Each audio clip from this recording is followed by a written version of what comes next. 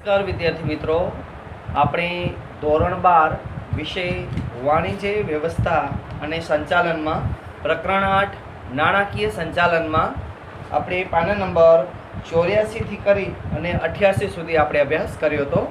આજે પાર્ટ 2 દ્વારા પાના નંબર 89 થી આપણે આજે અભ્યાસ કરવાના છે.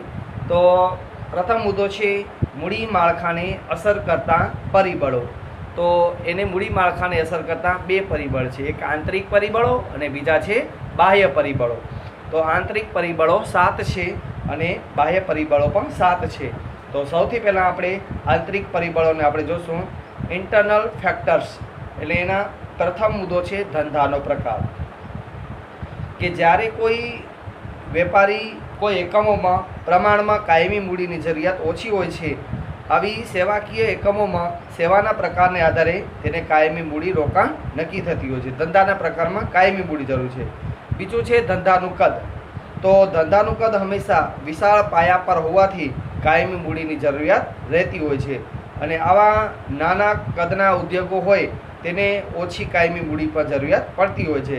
એટલે આવા એકમોમાં કાયમી મૂડીની જરૂરિયાત ઓછી હોય છે. પછી આવે છે ધંધાની કમાણીનો અંદાજો. કે હવે ધંધાની કમાણી સ્થિર અને અસ્થિર પણ હોઈ શકે, એટલે કે ધીમો અને વધઘટ બંને પણ હોઈ શકે છે. એટલે આવા કંપની ભવિષ્યની અંદાજિત કરી અને કમાણીને સ્થિર અને સારા પ્રમાણમાં થાય તો કંપની ઓછીની મૂડી ઉધાર રાખીને પણ કામ કરી શકે છે. એટલે ધંધો કેવો છે, જો સ્થિર હોય તો નથી કરી શકતા, જો અસ્થિર વધારે અપડેટ થતી હોય તો ઓછીની મૂડી લઈ અને ધંધાનો અંદાજો વધારે લગાવતા હોય છે. ચોથું છે મિલકતોનું સ્વરૂપ અને જરૂરિયાત. કે મોટા પાયા ઉપર કંપનીઓ હોય તેની કાયમી મિલકતો ધરાવતા ધંધામાં જરૂરિયાત હોય ત્યારે મૂડી માળખાવાળા શું કરે છે, ઇક્વિટી શેરનું ત્યાં પ્રમાણ વધારે હોય છે. એટલે આવા કાયમી મૂડીના મિલકતોનું રોકાણ કરવાનું હોય ત્યાં મિલકતો ખરીદવી, ભાડે ખરીદ કરવી, ભાડા પટ્ટાથી લેવો, તે બધો બાબતે વિચાર કરતા હોય છે. પછી આવે છે સંચાલકોનું વલણ. કે જો કંપનીના સંચાલકો તે કંપનીના અંકુશ જાળવી રાખીને માંગતા હોય તો આવા તો વધુ પ્રમાણમાં ઇક્વિટી શેર બહાર નથી પાડતા અને પ્રેફરન્સ શેર અને ડિબેન્ચર ઉપર જ તે આધાર રાખતા હોય છે. ત્યાર પછી છે નાણાકીય જરૂરિયાતો. કે આવી વિશાળ પ્રકારની મૂડી ભંડોળ જરૂરિયાત ઊભી કરવા માટે વિવિધ પ્રકારના જામીનગીરીઓ બહાર પાડતા હોય છે, અને તેનું એક માળખું તૈયાર કરી અને લાંબા ગાળાના ધ્યેયો છે, લાંબા ગાળાની યોજનાઓ છે, તેમના ભવિષ્યની શું શું વસ્તુ છે તે બધાને ધ્યાનમાં રાખી અને નાણાકીય જરૂરિયાતો સંતોષી લેતા હોય છે. ત્યાર પછી છે મૂડીની જરૂરિયાતોનો સમય. કે કંપની ઇક્વિટી શેર બહાર પાડવાનું ત્યારે પસંદ કરશે કે જ્યારે તેને જરૂરી મૂડી કામ લાગતી હોય ત્યારે. બીજી બાજુ કંપનીની આવા ટૂંકા ગાળાની મૂડીની જરૂરિયાત હોય તો શું કરશે, ડિબેન્ચર અને પ્રેફરન્સ દ્વારા પણ મૂડી મેળવી શકતા હોય છે. હવે આપણે જોયા હમણાં આંતરિક પરિબળો. હવે એવી રીતે 7 પ્રકારના બાહ્ય પરિબળ જોશું. તો પહેલું છે મૂડી બજારમાં તેજી મંદીની પરિસ્થિતિ. કે જ્યારે તેજીના સમયમાં ઊંચા ડિવિડન્ડની અપેક્ષાએ રોકાણકારો ઇક્વિટી શેરમાં રોકાણ કરવાનું પસંદ કરશે. આમ આવી મૂડી માળખાને ધ્યાનમાં રાખી અને વર્તમાન બજારના વલણો ઉપર તેનો આધાર રહેતો હોય છે. બીજું છે બજારમાં પ્રવર્તમાન વ્યાજનો દર. કે ઓછીની મૂડી પર વધુ વ્યાજ મેળવવાની ચૂકવણી કંપની માટે બોજારૂપ હોય છે. એટલે વર્તમાન વ્યાજના દર ઓછા હોય તો મૂડી માળખાના ડિબેન્ચરોને એને સ્થાન પણ આપવામાં આવે છે. એટલે જે ડિબેન્ચર લોકો હોય એના ઉપરથી પણ ઓછીના નાણાં લઈ અને વ્યાજના દરથી તેઓ બચી શકતા હોય છે. ત્રીજું છે મૂડી પડતર જામીનગીરીઓ બહાર પાડવાનો ખર્ચ. કે મૂડી ઊભી કરવા માટે કંપનીવાળા સંચાલકો શું કરે છે, તો જામીનગીરીઓ બહાર પાડે છે, અને જેમાં વિજ્ઞાપન પત્રનો ખર્ચ હોય, બાંહેધરી કમિશન હોય, દલાલી હોય, આ બધાના ખર્ચા પણ કંપનીના સંચાલકોને કરવા પડતા હોય છે. એટલે આવા ખર્ચોને વધુ મૂડી પડતર વધુ હોય એના માટે આ લોકો કંપનીના સંચાલકો જુદી જુદી રીતે જામીનગીરીઓ બહાર પાડવામાં જુદા જુદા ખર્ચાઓ કરતા હોય છે, અને જામીનગીરીઓ બહાર પાડવાની સરખામણીમાં તેને ખર્ચો ઓછો આવતો હોય છે. ચોથું છે કાનૂની નિયંત્રણો. કે કંપનીના ધારા મુજબ જામીનગીરીઓ બહાર પાડી અને મૂડી ભંડોળ મેળવતી આવી કંપનીઓ ઇક્વિટી શેર ફરજિયાત બહાર પાડે છે, અને તેને પણ કેટલાક નિયમો બહાર લાગુ પડતા હોય, તો જેમાં સેબીના નિયમો, આરબીઆઈના નિયમો અને કંપનીના નિયમોને ધ્યાનમાં રાખી અને કાનૂની નિયંત્રણોને કારણે કંપનીવાળા મેળવતા હોય છે. ત્યાર પછી પાંચમો છે કરવેરા નીતિ, કે જે કરવેરાનું પ્રમાણ ઊંચું હોય તો કંપની ડિબેન્ચર બહાર પાડી અને વધુ મૂડી ભંડોળ મેળવવાનું ધ્યાન રાખે છે. અને આવી વ્યાજની રકમ કરવેરાના હેતુ માટે જે આવક હોય તેના કપાત તરીકે તે ધ્યાનમાં રાખીને મેળવી શકતા હોય છે. આ પ્રમાણે ડિવિડન્ડની આવક કરમુક્ત અને ડિવિડન્ડની આવક નીચા દરની વસૂલ કરે તો તે રોકાણકારો ઇક્વિટી શેરમાં વધુ લોકપ્રિય બનતા હોય છે. છઠ્ઠું છે સંસ્થાકીય રોકાણકારો. તો સંસ્થાના રોકાણકારો કોણ? તો કે વીમા કંપનીઓ, બેન્કો, રાજ્ય અને કેન્દ્ર સરકારની નાણાકીય સંસ્થાઓ છે. એ બધા જ નિયમ અને શરતને ધ્યાનમાં રાખી અને આવી રીતે કંપનીનો શેર અને ડિબેન્ચરો તેમાં રોકાણ કરે છે. અને તેના મૂડી માળખામાં કેટલીક આયોજન હોય તેમાં ફેરફાર કરતી વખતે બધી સંસ્થાઓના એના વિચારો, વલણો ને શરતોને ધ્યાનમાં રાખી અને વિચાર કરતી હોય છે.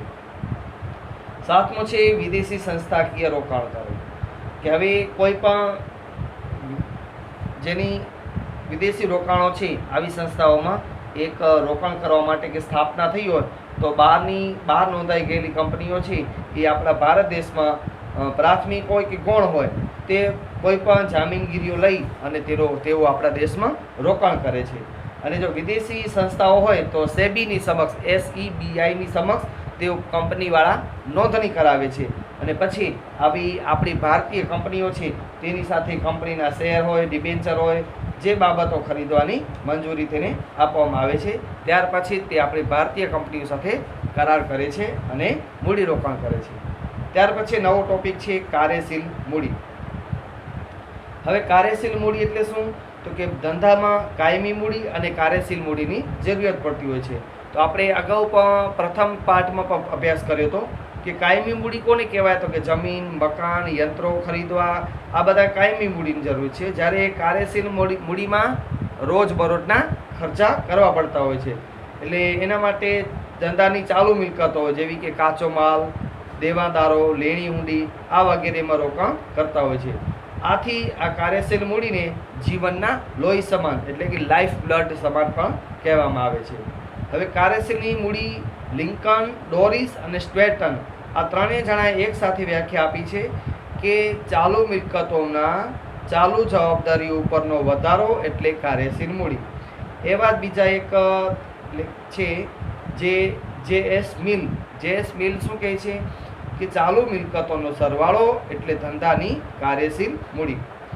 હવે કાર્યશીલ મૂડીના આપણા બે ખ્યાલો છે, એક કુલ કાર્યશીલ મૂડી અને બીજી ચોખ્ખી કાર્યશીલ મૂડી. હવે કુલ કાર્યશીલ મૂડીમાં જોશું તો કે એમાં ધંધાની ચાલુ મિલકતો જેવી કે કાચો માલ, તૈયાર માલનો સ્ટોક, દેવાદારો, લેણી હુંડી, ટૂંકા ગાળાના જામીનગીરીઓ આ બધા રોકાણકારોનો કુલ સરવાળો એટલે કે કાર્યશીલ મૂડી. એવી રીતે આવે છે ચોખ્ખી કાર્યશીલ મૂડી કે જેમાં ચાલુ જવાબદારીઓ એટલે કે ચોખ્ખી કાર્યશીલ મૂડી, જેમાં ચોખ્ખી કાર્યશીલ મૂડી બરાબર ચાલુ મિલકતો ઓછા ચાલુ જવાબદારી, કે જ્યારે ચાલુ જવાબદારી કરતાં ચાલુ મિલકતોનો વધારો હોય તેને હકારાત્મક કાર્યશીલ મૂડી કહે છે. અને જ્યારે ચાલુ મિલકતો કરતાં ચાલુ જવાબદારીનો વધારો હોય તો તેને નકારાત્મક કાર્યશીલ મૂડી કહે છે. તો વિદ્યાર્થી મિત્રો, આ કાર્યશીલ મૂડીના બે ભાગ જોયા, કાર્યશીલ મૂડી અને ચોખ્ખી કાર્યશીલ મૂડી. હવે એના તફાવત છે, તો એના તફાવતના 4 મુદ્દા છે. તો પહેલો મુદ્દો કાર્યશીલ મૂડીનો આપણે અર્થ જોશું. તો અર્થ એટલે શું છે? તો કે કાર્યશીલ મૂડી એટલે એવી છે જેમાં મિલકતો કેવી ચાલુ મિલકતો, લેણી હુંડી, દેવાદાર, ટૂંકા ગાળાની વેચાપત્ર, જામીનગીરીઓ, બેંક શિલક અને રોકાણગાળનો સરવાળો. જ્યારે ચોખ્ખી મૂડીનો અર્થમાં શું છે કે ચોખ્ખી કાર્યશીલ મૂડી એટલે કે ચાલુ મિલકતો બાદ ચાલુ જવાબદારી, પછી કુલ કાર્યશીલ મૂડીની તરલતાની સ્થિતિ, તો એમાં સ્થિતિ દર્શાવતી નથી, જ્યારે ચોખ્ખી કાર્યશીલ મૂડીની તરલતાની સ્થિતિ દર્શાવે છે. કાર્યશીલ મૂડીની નાણાકીય સ્થિતિ અને માપદંડ એ પરિસ્થિતિનો ખ્યાલ આપતો નથી, જ્યારે ચોખ્ખી કાર્યશીલ મૂડીનો નાણાકીય સ્થિતિ અને માપદંડ પરિસ્થિતિ પ્રમાણે આપે છે. કાર્યશીલ મૂડીની ચાલુ જવાબદારીમાં વધારો કરે છે, જ્યારે ચોખ્ખી કાર્યશીલ મૂડીમાં ચાલુ જવાબદારીમાં કોઈ વધારો કરતો નથી. એનો આપણે તફાવત જોયો. હવે જોશું કાર્યશીલ મૂડીની લાક્ષણિકતાઓ. આપણે 8 પ્રકારની છે. પહેલી છે ટૂંકા ગાળાની મૂડી, જે કાર્યશીલ મૂડી ટૂંકા ગાળાની મૂડી છે. બીજું છે ચાલુ મિલકતોના રોકાણ, જેમાં કયા કયા આવે તો કે મૂડી, દેવાદારો, લેણી ઊંડી, ટૂંકા ગાળાના જામીનગીરીઓનો સમાવેશ થતો હોય છે. એમાં તરલતા, તો તરલતા એ કાયમી મૂડીનું એક લક્ષણ છે, અને જેમાં બધી જ મિલકતો જેમાં કાર્યશીલ મૂડી એ રોકાયેલી છે, તેથી તે સરળતાથી એટલે ઇઝીથી આપણે તેનું રોકડમાં રૂપાંતર કરી શકીએ છીએ. ચોથું છે ઓછું જોખમ, કારણ કે એ તો મૂડી છે ધંધામાં ફરતી હોય, તેમાં ટૂંકા ગાળા માટે સરળતાથી રોકડ રૂપાંતર પામતી છે, તેથી તેનું જોખમ ખૂબ જ ઓછું હોય છે.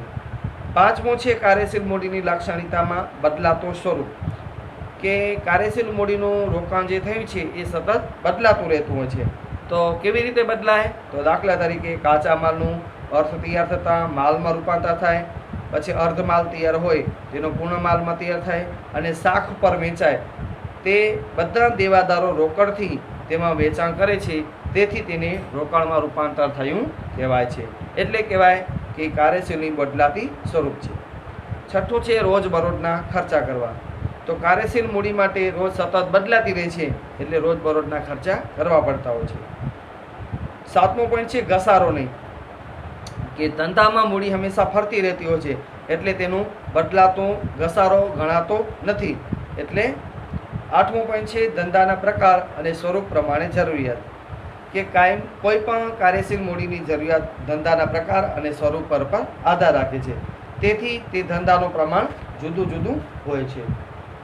ત્યાર પછી છે કાર્યશીલ મૂડીને અસર કરતા પરિબળો. તો અસર કરતા પરિબળો 10 પ્રકારના છે. તેમાં પહેલું છે ધંધાનો પ્રકાર અને સ્વરૂપ. હવે કોઈ પણ કાર્યશીલની જરૂરિયાત મૂડી છે એ એના પ્રકાર અને ધંધા ઉપર, એના સ્વરૂપ પર આધાર રાખતા હોય છે. દાખલા તરીકે કોઈ વેપારી મોટા એકમના હોય તો તેને સ્ટોક રાખવો હોય, સ્ટોક, તો તે શું કરે છે? શાખ પર એને વેચાણ કરવું પડતું હોય, તો તેને કાર્યશીલ મૂડીની જરૂરિયાત પડતી હોય છે, અને તે પ્રમાણે તે તેના માલનું સ્વરૂપ અને કાર્યશીલનું મૂડીનું પ્રમાણ બદલાતું રહે છે. ઉદાહરણ તરીકે કોઈ ગેસ કંપની હોય તો એવા વિદ્યુત કંપનીને ઓછી કાર્યશીલ મૂડી જરૂર પડે છે, તેથી તેને શ્રમ પ્રધાન એટલે જે મહેનત કરતા હોય એવા ઉદ્યોગોમાં કાર્યશીલ મૂડીની જરૂરિયાત રહેતી હોય છે. બીજું છે ધંધાનું કદ. હવે ધંધાનું કદ નાનું હોય તો તેની જરૂરિયાત મૂડી ઓછી રહે છે, અને જેમ જેમ ધંધાનો વ્યાપ વધતો જાય એટલે ધંધાનું કદ વધતું જાય, તેમ તેને ધંધાના કદ પ્રમાણે મૂડીની જરૂરિયાત પણ વધારે રહેતી હોય છે. ત્રીજું છે ઉત્પાદન ચક્ર. હવે કાચા માલમાંથી ખરીદી કરી અને એને પાકા માલનું ઉત્પાદન કરતાં તે બંને વચ્ચેનો સમયગાળો એટલો તેને ઉત્પાદન ચક્ર કહેવામાં આવે છે. ઉત્પાદન ચક્રનો ગાળો હંમેશા લાંબો હોય, અને કાચા માલમાંથી એને તૈયાર માલ કરી અને તેમાં કાર્યશીલ મૂડી રોકાતી હોય છે, તેથી તેને વધારે મૂડીની જરૂર પડતી હોય છે. તો એવા ઉત્પાદન ચક્ર કઈ રીતે ફરે?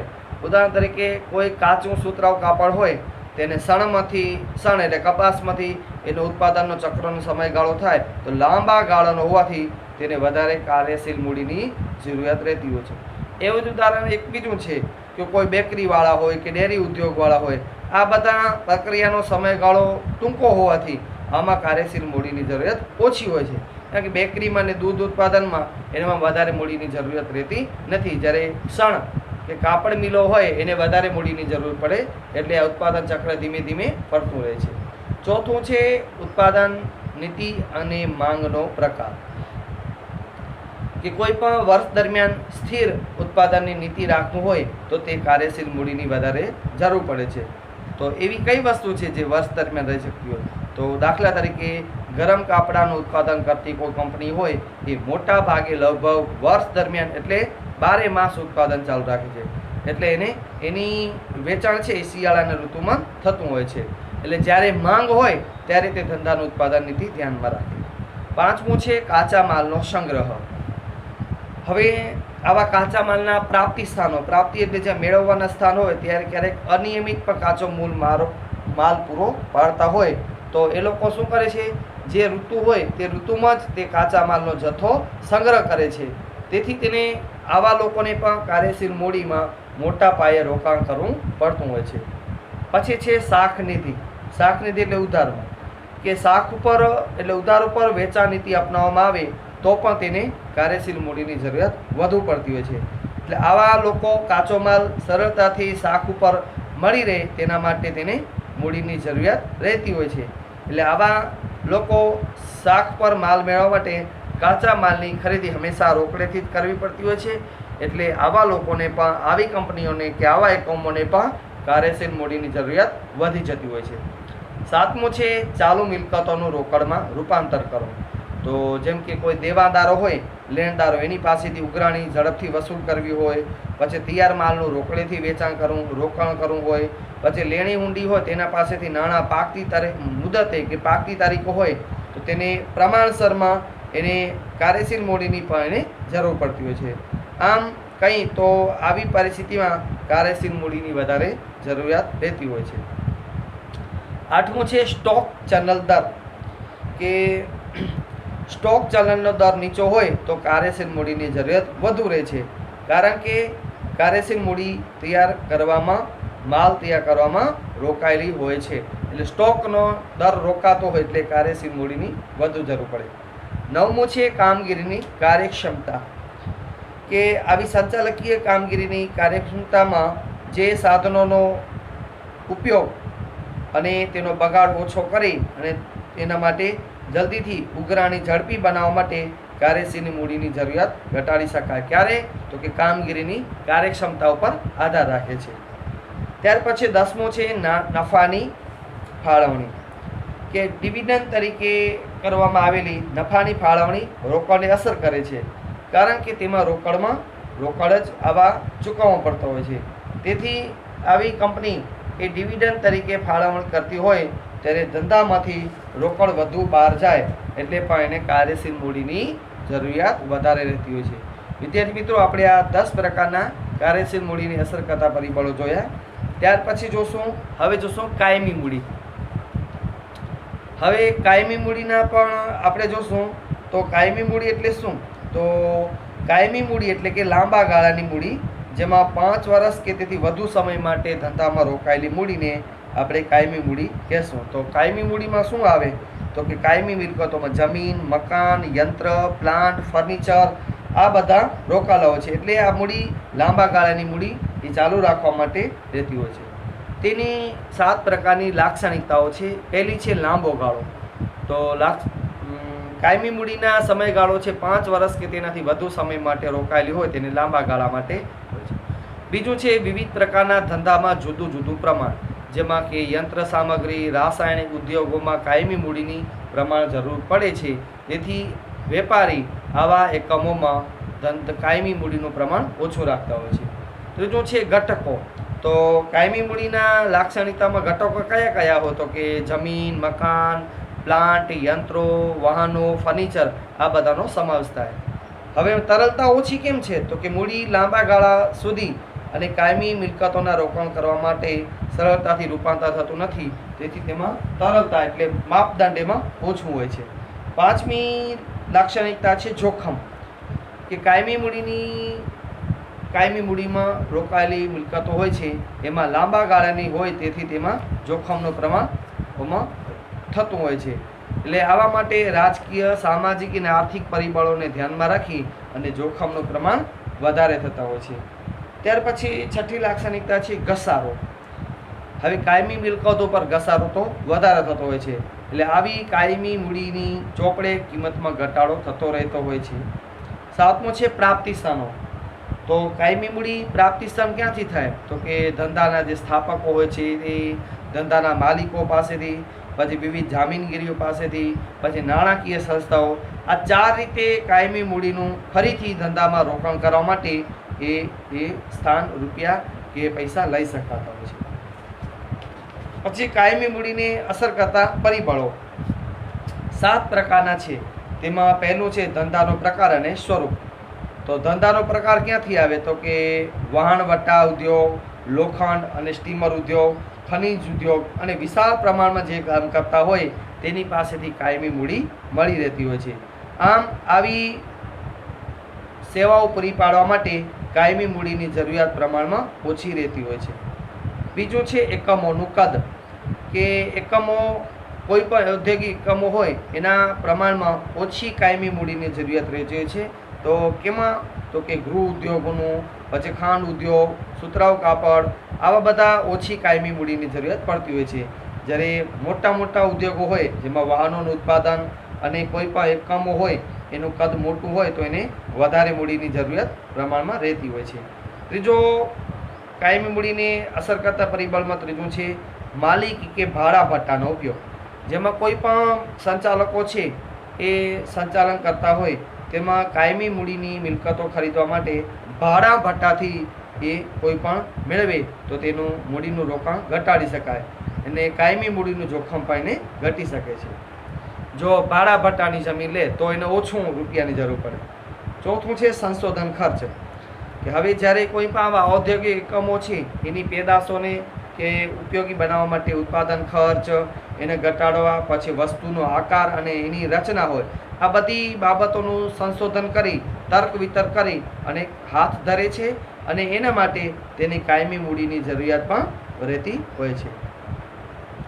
પાંચમો વર્ડ છે અદ્યતન ટેકનોલોજી, કે આજના સમયમાં વર્તમાન સમયમાં જુદી જુદી ટેકનોલોજીઓ બદલાતી રહેતી હોય છે અને નવા નવા સંશોધનો અને નવી નવી ટેકનોલોજીને કારણે યંત્રો દૂર કરી અને નવા યંત્રો વસાવવા પડે છે. એના માટે પણ આવા કાયમી મૂડી એને જરૂર પડતી હોય છે, અસર કરે છે.